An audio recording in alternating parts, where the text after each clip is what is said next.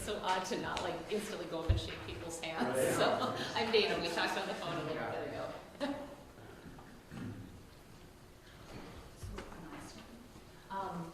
Kevin is going to be. Mike is. He'd love people to hear me. Yep. It is.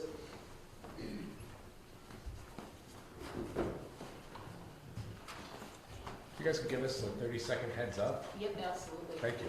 Is that easiest for you to just have the water down there, or wherever you Yeah, want? I think have it right about here, Make so I can- yourself as comfortable as you can be. 6 feet away. 6 feet away, exactly. Yeah, we'll have the speakers there. I'm going to be up here FaceTime live, and I'm going to go through the things. No worries, man. I'm just going to plant right here. Let's see if we can learn how to do this now. Yep. It's not- Boy, Your sounds. Yes, that Chairman. would be really cool. You could do a test for audio. Chairman, Exactly. could you close that door, please? Thank you. Oh, thank you, thank you. Well, there's one. Should we tell them 30 or no? Thank you for being here today. Looks like everyone's in line. I'm going to call it and say in 30 seconds. Got Looks like I'm in charge now. Thank you, sir. Kind of, you wouldn't mind taking your spot there. Thank you. I can.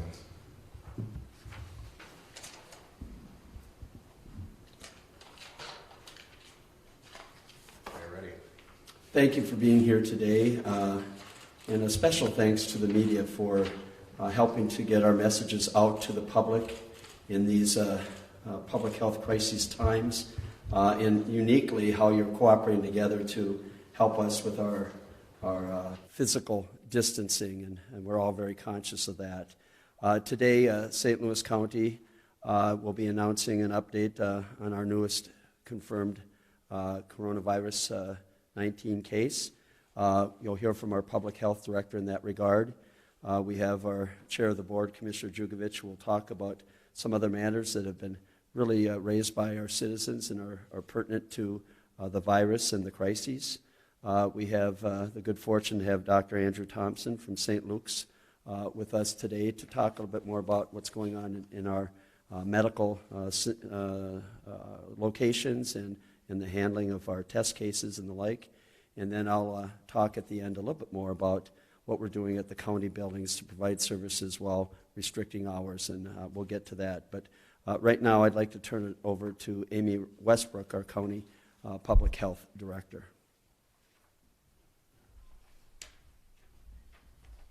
Thank you, Administrator Gray. So I wanted to update our communities. We have a third positive case for coronavirus, and this is our third. We're seeing spread across the county, so more and more counties are noting confirmed cases across Minnesota. This resident is a woman in her late 30s. Again, it's a travel-related exposure, so no community transmission is confirmed yet in St. Louis County. She and her household contacts are remaining at home, isolated and quarantined, and we do not suspect that there was any exposure outside of close contacts, and all of those individuals who are considered close contacts have been notified. So as testing remains limited, we know that we're suspecting, and we want to encourage everyone to assume that we do have community transmission within all communities of St. Louis County. We continue to dedicate resources to working with community partners in planning and response. And I completely understand that people want to know specifically where this resident resides. We're working with the Minnesota Department of Health and complying with our infectious disease reporting rules, and are reporting the county of jurisdiction and not getting any more specific than that. And also for purposes of, we want the message for everybody within our county to take those good precautions of washing hands, social distancing, eating healthy and getting good sleep, And that's what we're encouraging everyone across the county to do. So sort of our key message, assume that we do have community transmission. We know testing is limited, and we want to encourage everyone to take the same precautions regardless of where you live in St. Louis County. I think with that, I'll turn it over to Dr. Thompson and thank him for representing the healthcare. Sorry. Commissioner Jugovich is next speaking, and I want to thank him for communicating some information from the county. Thanks.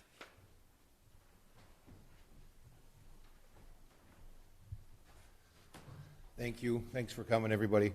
A couple of things. First off, we're happy to hear that in this latest case, the patient's doing relatively well, and we send our best wishes for a full recovery. So it's always very, very important. Good health care and good health to them. We're relieved that all these cases have been travel-related and not community spread, but it does drive home the point that people should avoid all unnecessary travel. And I know it's difficult, but at the end of the day, this is what we need. Other parts of the country and other parts of the state are seeing community transmission, so we ask people to pause, take a break, and if you're currently in one of those areas where there's reported cases, please consider not coming here for a while. I know everyone loves the Northland, but again, we want to make sure our residents are healthy and safe. For people in the Twin Cities who have cabins or a favorite short-term rental, please think again about coming. Again, we want to keep this limited. We want social distancing and all the things that go along with it that are critical to making sure we get through this. For our residents who are snowbirds, if you have the opportunity to stay where you're at a little longer, please give strong consideration to that. I know that it might not be your best option, but at present time, we are really, really taking a good look at how we limit everything, and that would just be something that would be a good precaution for us all. Another thing that, normally the Northland is so welcoming, and we want to have people come here. We really do, and it has been one of our greatest assets, as this is probably, we feel, the most beautiful place on earth, and we try and get as many people here as we can. But, again, it's not that we don't want you, it's we want to get through this health crisis, and this is another one of our avenues we need to take to ensure safety for our residents. Our hospitals are doing everything they can to prepare. We don't want to do anything to add to the burden. We will get through this. This is who we are. We're strong, and we will get through it, but we get through it together by going through some of these plans and steps that we are outlining to ensure everyone's safety. So thank you very much, and with that, I'll welcome Dr. Thompson.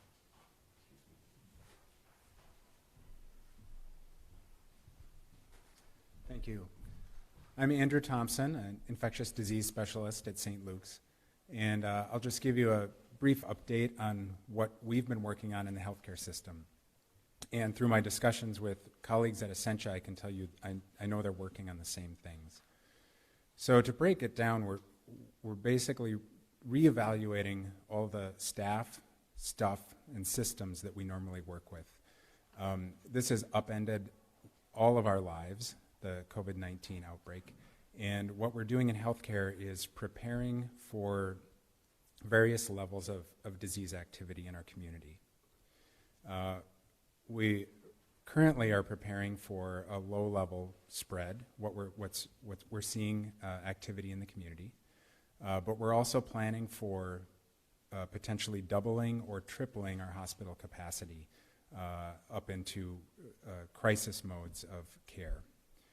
We're not there certainly now, but we're planning for it, and we want everyone to realize that we are taking steps in case that's needed. So we are reorganizing our staff. We're finding new roles for people because their usual roles in working in clinics and elective surgeries are no longer active for the time being. We're also working really hard to obtain the stuff that we need to take care of patients. And I'm sure many of you have heard about the personal protective equipment that we need to safely care for patients. We've had folks working really hard on sourcing that from whatever locations they can find, and even in some cases improvising to make equipment to help keep our healthcare workers safe. We're also looking at reusing and potentially sterilizing things that aren't normally reused in case that's needed. At the moment, we have the appropriate materials to care for people and keep our healthcare workers safe. We've also been working very closely with our partners at the county, at hospitals throughout northern Minnesota, and between Essentia and St. Luke's to make sure that we're giving both consistent messaging and that we're working together in case we need to help each other out. And that might be transferring patients, between smaller communities in the Northland to Duluth, and vice versa. But we're all focused as a community on working together. And I think with that, I did want to mention testing. I know testing has been very frustrating for us in healthcare, for the community at large. Testing remains limited, and because of that, we're following the Minnesota Department of Health guidelines to test hospitalized patients, where it's very important that we know whether or not they have COVID, to test healthcare workers who are ill, because they are both a critical resource and we want to prevent them from spreading it to others, and to test folks who live in congregate settings, such as nursing homes. When testing becomes more available, we certainly would like to expand that availability because it will help us identify infected patients and help them to isolate to prevent further spread. And we're hopeful that that additional testing comes soon, but it's hard to predict when it will be available locally. And with that, I will take some questions later, I think. Thank you. Thank you, Dr. Thompson. And as I thank the media, I do want to take a quick second to thank our healthcare providers and all those network services that are working so hard in this time of crisis. Incredible commitment and dedication. So thank you to all of you in those fields that are taking care of all of us. And in a small way, maybe not so small way, a shout out to our county employees as well. We have been working hard to minimize our staffing on site. That brings some implications around the opening or the availability of county services. So a quick update on our county buildings. Some have reopened today, generally with greatly reduced hours and limited public access, or limited hours that counter services are available, where they're available for definitely fewer departments. We encourage you to go to our website to check things out before you come down, if you decide to come down at all. We're in such an unusual situation. Normally, all government entities, and certainly the county, is all about accessibility. And right now, we need to limit that accessibility to critical services. By the end of this week, less than 20% of our workforce will be on site. And on-site includes our sheriff personnel who are on-site. Part of that is patrols and other things. So we're working hard to have fewer people here to do our share in making sure that there isn't a transmission and that there's a strong message of physical distancing. I think some 60+% in the last 3 days, we've expanded greatly those that are doing mobile or field work to avoid that interaction while continuing to serve our public. I'm very pleased and proud of the county board and our leadership team and all of our county staff for prioritizing the health and safety of not only our own employees and workforce, but certainly the citizens we serve. And you'll see, to the extent there's any restricted access to service, new safeguards that we've implemented to ensure that there's distancing and less interaction and much more focus on just the proper hygiene and distancing that will ensure safety. We're committed to continuing critical services, but urge the public and all that to take advantage of the phone, emails, online, snail mail. It actually works, and a shout out to the USPS and those delivery arms too that are helping us to keep going.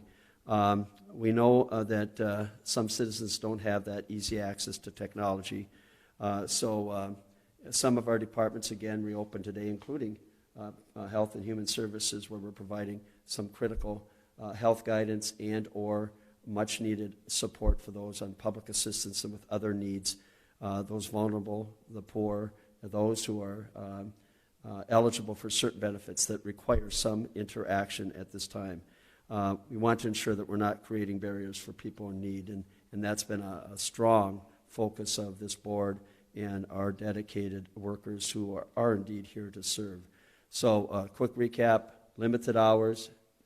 Don't come if you can avoid it at all. Certainly check the website for those hours and know that we're committed to our part in providing services while maintaining that distancing. So with that, I would open the floor for questions for any of our speakers, and again, appreciate the media's coverage and helping to extend key messages. I think that goes a great deal towards the public feeling informed and more aware. Dr. Thompson, I know we have a couple for you here if you're willing. Any plans for extra staffing if many healthcare workers do end up staying home due to symptoms? So we do have plans to basically reassign healthcare workers because for obvious reasons our usual procedures are not working as normal. Clinics are much slower in volume than usual. Elective surgeries aren't happening. So we have a lot of workers who are available to help out in different roles in the hospital. So at present we're focusing on making sure that those assignments can happen. And then who should get tested for COVID-19? I mean, is it just if you're exhibiting any symptoms? How do you know when you should, obviously you guys said testing is very limited. How do you know when you should come in and get tested? So for most people who live in the community, at this point you don't need to be tested for COVID-19. It is similar to other illnesses. If you get a fever, if you get a cough, you should stay away from other people. Isolate yourself until you're feeling better. That's critically important right now. It's more important than usual to stop the spread of this in our community. We test people admitted to the hospital who we're concerned about having symptoms consistent with this, healthcare workers who have symptoms, and as I mentioned before, congregate dwellers, and basically that entails anyone who lives in like a group home or a shelter or any sort of nursing facility. That's particularly important because it's the potential to spread is what we're concerned about. So we really want to make sure we catch a setting like that before it gets out of hand. The general public does not need to be tested. In large part, that's because there's nothing different that we would do. Whether or not you test positive or negative, you should stay home and self-isolate. The treatment is the same. The treatment differs for people sick enough to come to the hospital. And so that's why it's really hard to wrap our heads around, but not everyone needs a test. Dr. Webb, you're up there. Just kind of wondering about, we're seeing in other states, hospital systems union take pretty drastic steps, just setting up, other settings, arenas, that sort of thing. Are there long-term contingencies sort of, where this becomes that layer here? Right, for having new locations for care or convalescence. At St. Luke's, we've been talking to various entities, the county and other coalitions about what our options might be. If this exceeds our capacity. That's a little beyond what I can talk about. But what I can say is we're looking at repurposing our buildings in case we get to that double or triple capacity. Taking over areas that aren't usually used for patient care, and what capabilities those would have. And we have very extensive plans, to double and even triple what we normally do. That clearly stretches us a lot, but we're trying to work out a contingency for that. And then I suppose one more for you here, Doctor. Do you believe it's a coincidence that, or rare in that case, that all 3 cases so far in St. Louis County have been women? Kind of what is that trend, if you want? I know it's a small sample size, but what does that say? I don't draw any conclusion from that. I think that's chance. We know from looking at the epidemiology of it worldwide that it infects people of any age and gender and sex. It tends to be more severe in older people, but it can certainly be severe in young people as well. So it's possible to infect anyone. Couple for the county rather. I don't know, county administrator or Kevin, if you want to speak, but according to the state social distancing scoreboard, St. Louis County received an A grade. Why do you think the county, first of all, got that grade? I think the county got that grade because we have great public health leadership within our county ranks. One of the benefits of having our experts in public health here is that we're very conscious and have received great direction from our public health and human services leadership team, including Amy Restbrook and Director Linnea Mersch. We've got the benefit of that kind of early heads up because it's our job. Secondly, we have an incredibly supportive board that pushed and nudged us in the right direction early, but trying to always balance serving the public with critical services that are unique to county operations. So lastly, and perhaps most importantly, our leadership teams and our staff have been very cognizant and self-practicing on this. People are staying home if they're symptomatic. People are staying home to care for their kids if they have other issues around that. We've tried to put in policies that afford people sick leave and other paid leave time so that they can be distant. And we've had an incredibly committed workforce to both delivering those services and being cognizant of this, of the distancing aspect. And I think that all contributed to that A grading. That I guess I hadn't heard the A grade, but I'm pleased to hear that. And so thank you for that news. But I would say that there's always more we can do, and we continue to practice that.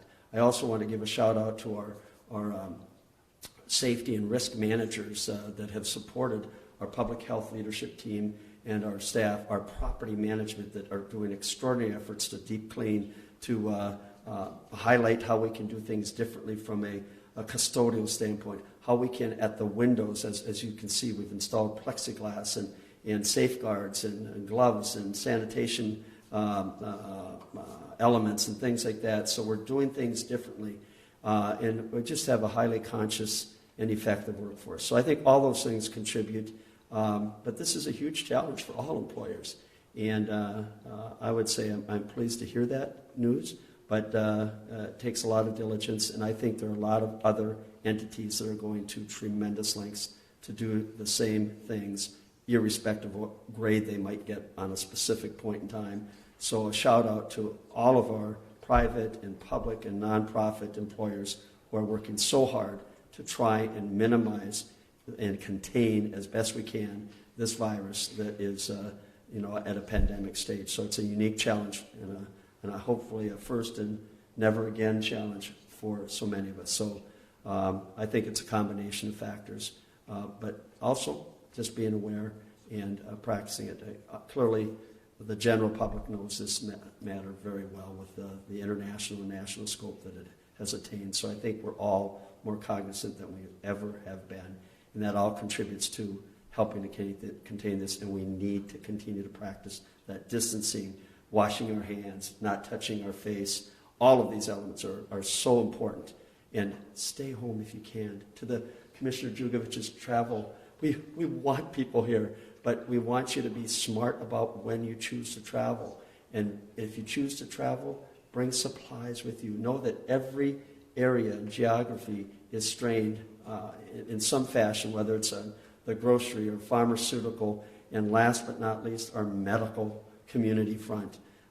So we all have to do our share, and it's hard, but practice those distancing techniques. If you're safe in a spot now, think about staying there. That's what we're saying. It's not, I know there's not a sample size on the gender or age of the confirmed cases that we've identified so far, but all three have been traveled from other states. And I'm not trying to create a battle between states, but clearly, as you travel, be very cognizant of it. And if you're going somewhere, give great pause, as Commissioner Jugovich noted, and reconsider about how much you're doing and where you're going and the impacts that might have on others. A couple more for you, if you will, too. Okay. So it sounds like you're very pleased that people in the county are following these guidelines. Are you? I think we can all do more, but yes, I'm very pleased. I think there's a strong buy-in, generally speaking. But we know that some people and some entities, we could do better. I can challenge myself daily on that front. So practice that distancing. I won't be really pleased until we're through this pandemic. And I don't know how to define that, Doctor, or I'd leave it to that expertise, but we have to stay the course. We have to be diligent, vigilant, and really cognizant of our interactions with others and how we do that. So I think that's been our messaging broadly. I'm not the public health expert and certainly don't have the background that Dr. Thompson does, but we encourage people coming here to think about that. We encourage people who are here to think about where they're going or what they're doing. We encourage that social distancing, or I think the new term is physical distancing. I mean, we need connections, just not in person. And that's what I'd say off the top of my head as somebody who's not a practicing public health or medical expert. Is there more that you'd like to see done to help stop the spread? I'm going to defer to either Amy or Dr. Thompson on that, other than to say that we are committed to having less people on site. We are considering restricted and reduced hours even more, even in courthouses, though we have to work in cooperation and are committed to work in cooperation with the courts, because there's still a lot going on. But we'll probably continue to tighten up the hours or reduce the hours as long as we can maintain some critical services that are so important to those we serve. I guess just a couple quick questions still. I know one question people kind of have, thinking about cabins and second homes, and we're kind of getting messages, still encouraging people to go outside, to be physically active, and I think people are kind of at this point where there's some question about, if you live in Duluth and you have a cabin just north of town, or if you're a fisherman and want to go for the rural opener this weekend, or I guess is there some guidance on just how far people can wander from their house? I think people just are kind of a little uncertain about what they should be doing to get outside and get out of the house a little bit, but still be safe at this point. Yeah, regarding going outside, I think everyone should go outside if they can. Go for a walk, get out, but maintain distance from other people and from crowds. That's the key. It's not that you have to stay inside your house. You should get out, get fresh air. Fresh air and sunshine are going to prevent transmission of this virus, right? But the closer you are to people, the more at risk you are of transmitting it. And that's our whole message with this distancing, is to prevent transmission. So you don't have to hide in your basement. Get out and go for a walk, go for a run. But please be aware that you should maintain your distance. One more for you, while we're at it. If obviously Minnesota hasn't gone to a shelter-in-place or stay-at-home order yet, do you feel that's a necessary step to help combat COVID-19? That's a difficult question. I mean, every state, every governor, I'm sure, is weighing the risk and benefit because there are a lot of costs to a shelter in place. How long does that have to last? How much benefit will we get from it? I tend to favor more restrictive action early on, like right now, to slow the spread of this down. That's my take. Sure. And County Administrator Gray, if you're up for a couple more here. So during Monday's emergency board meeting, there was talk of getting more specific with St. Louis County residents as to where these confirmed COVID-19 patients live due to the size of the county. And this was touched on a little bit earlier, I believe, even. But is there any update on that? No, we continue to follow Minnesota Department of Health directions on that, and so it is by county, and I recognize, and Commissioner Jugovich has talked about this at board meetings several times. I recognize there's some frustrations about wanting to know, but we have clear privacy and directions around that. We have, at this stage of the game, I lean very heavily on the processes we have in place that take into account our health coalitions and stakeholders, that we look to the state and to the federal government in some instances as well, obviously, so that we have a very process control, and we have to trust the professionals that are on point here. And right now, the message is we are doing it county by county, and we are very aware that people want more information. I don't think we're unique in St. Louis County to that. I'm guessing that's everywhere in the state and the nation and wherever. But we'll follow those guidelines. The information, I know I've been asked many times, everyone's been asked, but at the same time, treat it like it's your next door neighbor. That's probably the best advice you can get. Treat it like it's your next door neighbor. Sure. Absolutely. I guess to that point too, someone had asked a question of me earlier.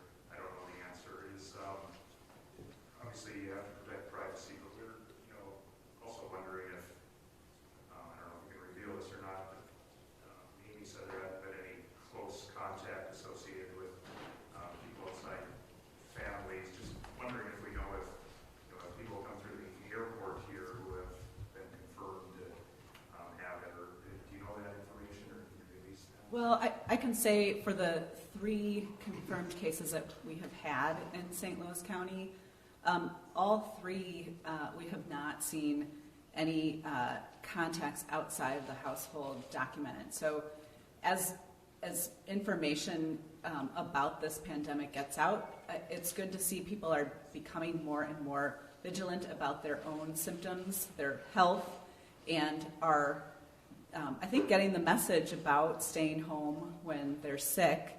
So, yeah, we haven't seen any close contacts outside of the immediate family unit for any of these 3 cases, which is good, and they've all been travel related. We hope to see community transmission dampened down by all the things that we're encouraging the public to do, and our healthcare system is very vigilant. Like Dr. Thompson said, testing is frustrating because it's so narrow in scope of who we're recommending to be tested. But we do want to assume that we have COVID-19 in our communities, and so we want to ask everyone to, like Commissioner Jugovich said, assume it's in your community, even though we don't have any confirmed documentation of it. Amy, you mentioned during that the county on Monday was close to nailing down a contract with the facility to house the homeless should they become ill or need to be quarantined. What are the latest on those efforts? We do continue to work with our community partners to identify how we are to meet isolation and quarantine needs for our general population and special populations such as homeless. We're continuing those conversations. I'm hopeful that we'll have some contracting in place within the next day or so. But it's a high priority for a lot of us in public health, the city, the healthcare systems, CHUM. So all of those groups are coming together to really work on this issue. We want to work with the establishment once those contracts are in place to assure that we're part of a shared messaging. So we're taking their lead in how we sort of notify the public about these specific establishments. And I'm not sure if you're want to answer this one, but at what point does the county determine that the cases we're seeing are, for lack of a better term, a common occurrence? Well, we know that it's spreading across Minnesota. We have more and more counties identifying COVID-19 in their communities.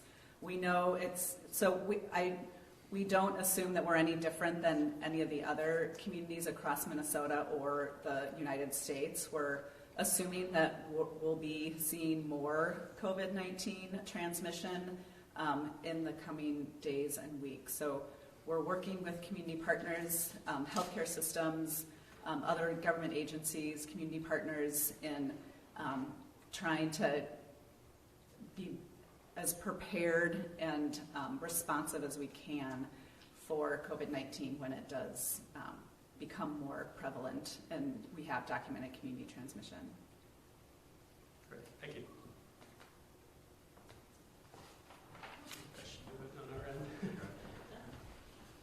Okay, once again, thank you on behalf of the County Board and Chair Jugovich, and thanks again to the media for your cooperation and working together to minimize the number of people on site and doing your part to practice distancing and a new way of delivering news and sharing information. So, and again, thank you to our public who are working through this so hard, and so many have been impacted. Our hearts go out to all of you, and we are, as the chair noted, we are stronger together, and we will get through this. So thank you so much.